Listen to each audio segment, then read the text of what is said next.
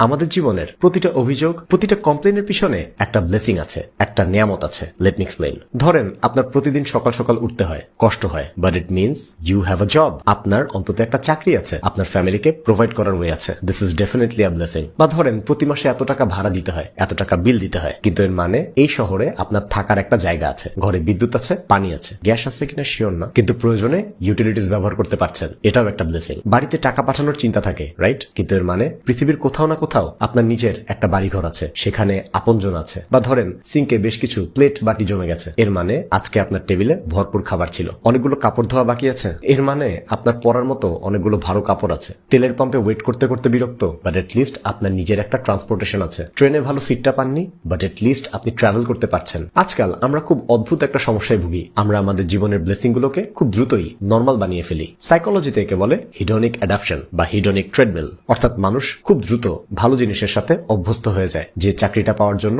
একদা রাত জেগে দোয়া করেছেন, একসময় সে চাকরিটাই আপনার প্যারার কারণ হয়ে যায়। যে ফ্ল্যাট বা গাড়ি কেনাটা আপনার একসময় স্বপ্ন ছিল, কেনার পরে সেটার ইএমআই দেওয়াটাই আপনার দুশ্চিন্তার কারণ হয়ে যায়। যে মানুষটার একটা মেসেজের জন্য আপনি সারাদিন অপেক্ষা করতেন, একসময় তার কেয়ার আর ফোন কলই আপনার কাছে বিরক্তিকর লাগতে শুরু করে। সমস্যা এইটা না যে মানুষ অকৃতজ্ঞ, সমস্যা হলো মানুষ অভ্যস্ত হয়ে যায় খুব দ্রুত। They take everything for granted. এতটাই দ্রুত যে সে ভুলে যায় যে একসময় এই জিনিসটাই সে কত করে চেয়েছে। তার মানে কি অভিযোগ করবেন না? অবশ্যই করবেন। মানুষ হিসেবে কষ্ট হবে, বিরক্তি আসবে, হতাশাও আসবে, আর সেটা প্রকাশ করাও খুবই স্বাভাবিক। কিন্তু মাঝে মাঝে শত অভিযোগের ভিড়ে একটু পার্সপেক্টিভটাও চেঞ্জ করা দরকার। কারণ জীবনের সব সমস্যাই হয়তো নিয়ামত না, কিন্তু অনেক নিয়ামত আছে যেগুলোকে আমরা প্রতিদিন সমস্যা মনে করি। আর হয়তো সুখী মানুষের সাথে অসুখী মানুষের সবচেয়ে বড় পার্থক্যটা এখানেই। তাদের জীবনেও সমস্যা কম না, কিন্তু তারা শত সমস্যার আড়ালেও দেখতে পায় যে সেখানে একটা নিয়ামত আছে।